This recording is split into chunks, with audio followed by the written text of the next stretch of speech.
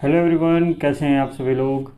आज के वीडियो में मैं आपको बताऊंगा एक जजमेंट के बारे में, और वो जजमेंट है क्रूएलिटी बेस। और वो क्रूएलिटी किस पे है कि कभी कभी आप सभी लोगों ने देखा होगा कि माँ बच्चों को अलग कर देती है, पिता बच्चों को अलग कर देता है, और सामने वाला फेस करता है डिफ़िकल्टी अपने बच्चे से मिलने के लिए, अपने बच्चे के पास जाने के लिए, या फिर उसकी कस्टडी लेने के लिए। तो यहाँ कस्टडी का बेस तो नहीं है, यहाँ पे बात हो रही है क्रूएलिटी की, कि सामने वाला क्रूएलिटी करता है। तो एक जजमेंट है केरला हाई कोर्ट का, तो उसी को आज हम डिस्कस करने वाले हैं। तो जो लोग भी मेरा वीडियो सिर्फ़ और सिर्फ ऐसे केस लॉ के लिए देखते हैं, उनके लिए ये वीडियो अच्छी होने वाली है, तो इसको आप पूरा देख सकते हैं। साथ ही आप डिस्क्रिप्टिव ज्ञान चैनल टेलीग्राम पे ज्वाइन कर लेंगे, तो वहाँ पे इसकी पीडीएफ फाइल मैं आपको शेयर कर दूँगा। हाँ, एक चीज़ बता दूँ कि इस जजमेंट में जो नाम दिया है वो नाम डिस्क्लोज़ नहीं किया गया है, इसलिए मैं इस जजमेंट का नाम आपको नहीं दे पाऊँगा। बट उसकी पीडीएफ फाइल आपको डिस्क्रिप्टिव ज्ञान चैनल पे मिल जाएगी, जो कि टेलीग्राम पे है। तो आप वहाँ पे जाके टेलीग्राम पे उसे ज्वाइन कर लीजिएगा, और वहाँ से आप प्रीवियस जो जजमेंट है उसकी भी कॉपी डाउनलोड कर सकते हैं। आज का ये वीडियो शुरू करने से पहले अगर आप इस चैनल को पहली बार देख रहे हैं तो नीचे सब्सक्राइब का बटन है, तो सब्सक्राइब ज़रूर कीजिएगा, ताकि आपको ढेर सारी नॉलेज मिल सके। और यहाँ पे एक आई बटन है, वहाँ पे क्लिक करके आप प्रीवियस वीडियोस भी देख सकते हैं। तो चलिए बात करते हैं क्या है इस जजमेंट में। हस्बैंड ने फाइल किया था एक केस क्रूएलिटी के बेस पर। तो सबसे पहले केस फाइल कहाँ होता है? फैमिली कोर्ट में। तो ये मामला त्रिशूर कोर्ट का है, और त्रिशूर कोर्ट के फैमिली कोर्ट पे पति ने एक केस फाइल किया था और मांगा था डाइवोर्स अपनी पत्नी से, और बेस था उसका क्रूएलिटी।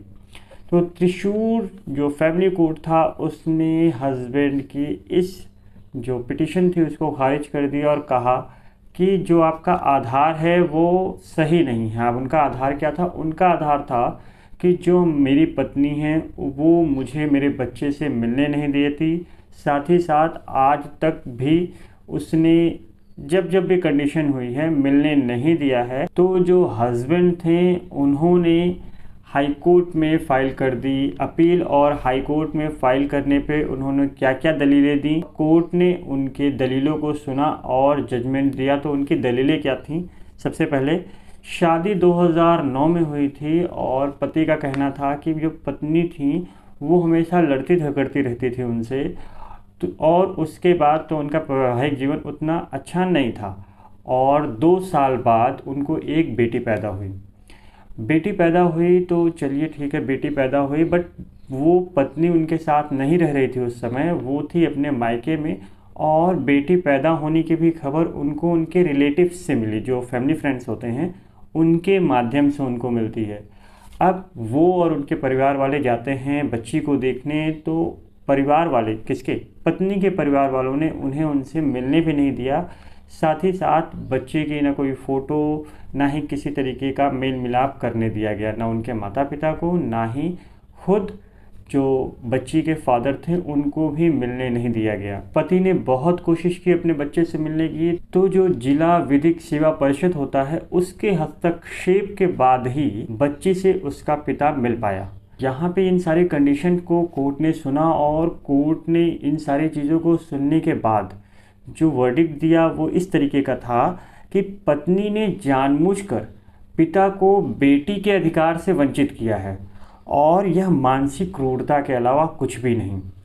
और भी अदालत ने क्या क्या कहा है ये सारी चीज़ें, कि क्रूरता का गठन करने के लिए शारीरिक हिंसा बिल्कुल भी ज़रूरी नहीं है, वहाँ पे मानसिक हिंसा भी उतनी ही कारगर होगी जितनी की शारीरिक हिंसा होती है। यहाँ पे कोर्ट ने माना है कि माता हो या पिता हो, दोनों को अपने बच्चे से प्यार पाने का, स्नेह पाने का अधिकार है, और साथ ही साथ बच्चे को भी माता और पिता दोनों का स्नेह पाने का अधिकार है। एक माता या पिता का कोई भी कृत्य जिसमें माता या पिता को बच्चे का प्यार व स्नेह नहीं मिलता है, या उसे दूर रखा जाता है, वंचित रखा जाता है, तो यह मानसिक क्रूरता के बराबर होगी। और इन्हीं सारे आधारों को बेस बनाकर माननीय हाई कोर्ट ने इस जो ये डाइवोर्स की डिग्री थी उसको पास कर दिया और उस पति को डाइवोर्स दे दिया। तो यहाँ पे उन्होंने मानसिक क्रूरता को आधार मानते हुए डाइवोर्स की डिग्री पारित कर दी। अब कोर्ट ने यहाँ पे मानसिक क्रूरता के सिद्धांतों को भी देखा है। तो यहाँ पे क्या क्या सिद्धांत है मैं आपके लिए पढ़ दे रहा हूँ कि जो भी शिकायत करता है और शिकायत का जो आचरण के लिए सामने वाले के ऊपर इल्ज़ाम लगाया है, उन दोनों के बीच ये देखा जाएगा कि दोनों के बीच ऐसी कंडीशंस हैं कि नहीं कि वो दोनों अब साथ में रह सकते हैं, साथ में जीवन व्यतीत कर सकते हैं या नहीं कर सकते हैं। अगर नहीं कर सकते हैं तो ये मानसिक क्रूरता के बराबर होगा। मान लीजिए पत्नी इतनी ज़्यादा गाली गलौज करती, क्योंकि इस केस में भी वो पत्नी बहुत ही ज़्यादा पति को गाली देती थी और किसी के सामने कुछ भी बोल देती थी, यहाँ तक कि उसने कोर्ट में भी पति को बहुत सी हैराश किया, गालियाँ दी थी। तो इस केस में भी ऐसा हुआ था। तो कोर्ट ने ये सिद्धांत दिया कि अगर पति और पत्नी एक दूसरे के साथ नहीं रह सकते, असहनीय हो रहना, तो उस कंडीशन को भी क्रूरता का आधार माना जाएगा। साथ ही साथ वैवाहिक जीवन में जो सामान्य टूट फूट न होकर वो अत्यधिक गंभीर रूप से टूट फूट हो। यहाँ पे इसका मतलब ये है कि अब इस कंडीशन में दोनों रह ही नहीं गए हैं कि वो साथ रह सकते हैं। देखिए छोटे मोटे झगड़े लड़ाई सब में होते हैं, बट यहाँ पे उन्होंने अति गंभीर मामला कहा है कि अगर अति गंभीर रूप से दोनों को एक दूसरे से खतरा है तो वहाँ पे भी वो साथ में नहीं रहे। और तो और अगर हल्की सी भी आशंका है कि पति या पत्नी दोनों में से किसी एक दूसरे को जान से खतरा है या फिर कुछ भी ऐसी अनहोनी हो सकती है जिससे कि साथ में रहना संभव नहीं है, तो वहाँ पे भी कोर्ट ने ये कहा है कि ये मानसिक क्रूरता के बराबर ही माना जाएगा। और यहाँ पे जो लास्ट है वो मानसिक क्रूरता से ही संबंधित है, जिसमें गाली गलौज, द्वेषपूर्ण भावना और इस तरीके से किसी भी सामने अपमानजनक शब्दों का प्रयोग, ये सारी चीज़ों को भी कोर्ट ने यहाँ पे मानसिक क्रूरता के अंतर्गत रखा है। और तो और इन्होंने ये कहा है कि इन सारे अर्थों का मतलब यही लगाया जाएगा कि जो कुछ भी इनके ऊपर कार्यवाही की जाए वो मानसिक क्रूरता के आधार पर ही की जाए।